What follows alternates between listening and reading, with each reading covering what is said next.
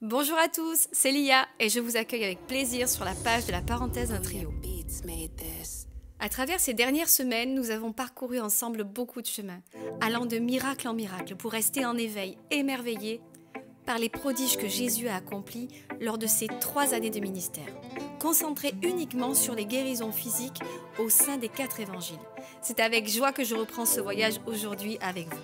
Pour me rejoindre, vous pouvez ouvrir vos Bibles ou applications au livre de Marc, chapitre 5, versets 1 à 20. Jésus a déjà choisi ses 12 apôtres.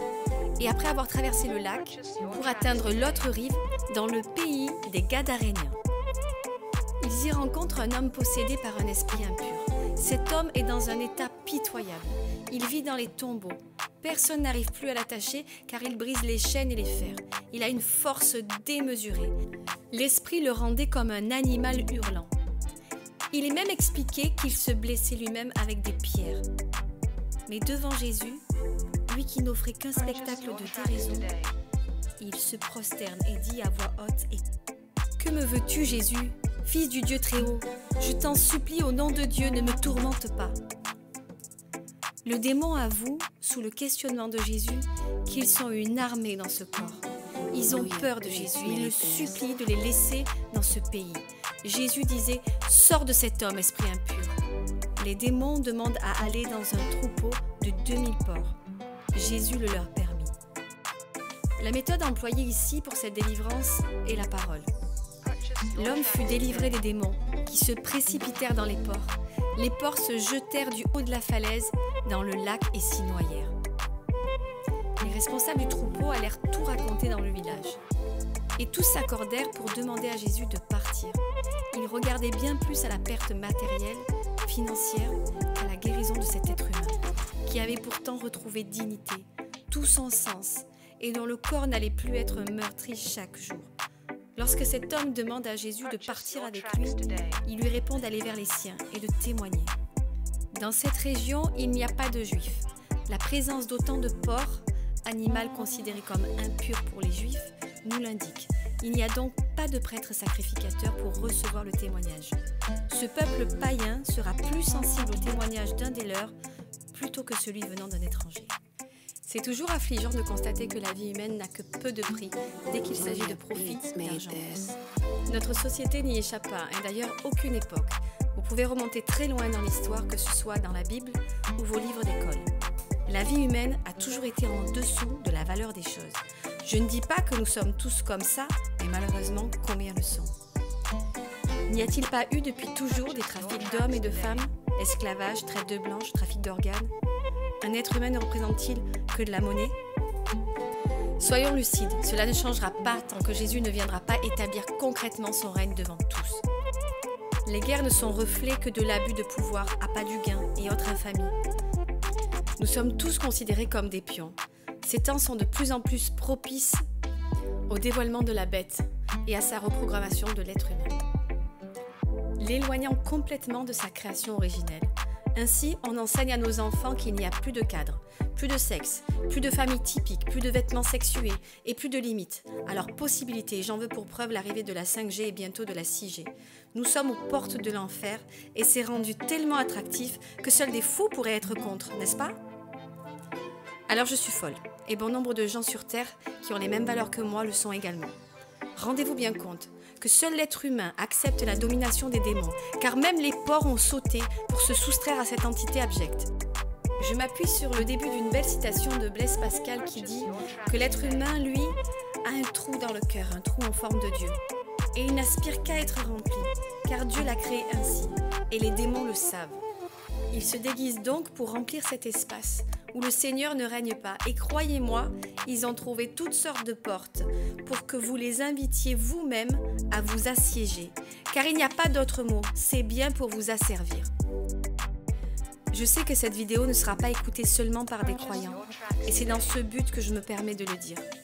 Et nous sommes tous responsables d'avertir le monde, car il est dit dans la parole que Jésus reviendra quand tous auront entendu la bonne nouvelle.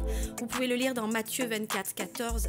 Cette bonne nouvelle du royaume sera prêchée dans le monde entier pour servir de témoignage à toutes les nations. Alors viendra la fin. Il n'est pas écrit quand tous auront accepté la bonne nouvelle, mais bien entendu la prédication. Cela a été un moment de tristesse lorsque j'ai réalisé que tous ne l'accepteront pas. Et que nous devions parler en sachant que certains nous diraient fous et extrémistes. Mais tout comme certains ont prêté allégeance au diable et connaissent le prix à payer, ou sans doute, moi aussi je suis consciente. Car Dieu nous a dit la vérité. Il nous dit que nous aurons à souffrir pour son nom. Et je vous en ai déjà parlé de ça. Le Seigneur nous a fait parvenir la révélation de notre avenir par le livre de l'Apocalypse. Car même si nous restons dans le service pour son nom, il nous appelle ses amis et nous dit ce qu'il fait. Dans Jean 15, verset 15, « Je ne vous appelle plus serviteur, parce que le serviteur ne sait pas ce que fait son maître. Mais je vous ai appelé amis, parce que je vous ai fait connaître tout ce que j'ai appris de mon Père. » Alors non, l'évangile n'est pas à vanter l'hyperprospérité, mais les bontés de Dieu. Elle ne ment pas sur la réalité de la vie ici-bas. Et ceux qui vivent des choses très dures, mais malgré ça persévèrent, leur récompense est auprès du Seigneur et personne ne peut les ravir de sa main. Aujourd'hui, Jésus traverse ton cœur pour te relever. Il désire te purifier et te rendre ce qui a flétri en toi. Ne le refuse pas. Ton âme a pour lui une importance certaine et son amour ne connaît aucune limite. Vous pouvez le lire dans Romains 8, versets 38 à 39. « Car j'ai l'assurance que ni la mort, ni la vie, ni les anges, ni les dominations, ni les choses présentes, ni les choses à venir, ni les puissances, ni la hauteur, ni la profondeur, ni aucune autre créature ne pourra nous séparer de l'amour de Dieu manifesté en Jésus-Christ notre Seigneur. » Sois le témoin au milieu de l'endroit où Dieu t'a mis, car il y a des gens que Dieu désire libérer grâce à ta vie, qui de mieux que toi peut le faire. Une vie ne vaut peut-être rien aux yeux de l'industrie et des dirigeants, mais Jésus, lui, dit qu'il t'a préparé une demeure dans la maison de son Père. C'est écrit dans Jean chapitre 14, versets 2 à 3. Et qu'il désire que tu y sois avec lui. Tu peux le lire aussi dans Jean chapitre 17, verset 24. Père, je veux que là où je suis, ce que tu m'as donné soit aussi avec moi, afin qu'il voie ma gloire, la gloire que tu m'as donnée, parce que tu m'as aimé avant la fondation du monde. Je ne le répéterai jamais assez, mais cette parole est vraie. Et elle dit, si vous entendez aujourd'hui sa voix, n'endurcissez pas vos cœurs. Vous pouvez le trouver dans Hébreux, chapitre 3, verset 15. Soyez tous bénis et consolés. Je vous souhaite la paix du Christ et non celle du monde. N'oubliez pas de partager, liker et commenter cette vidéo. À bientôt!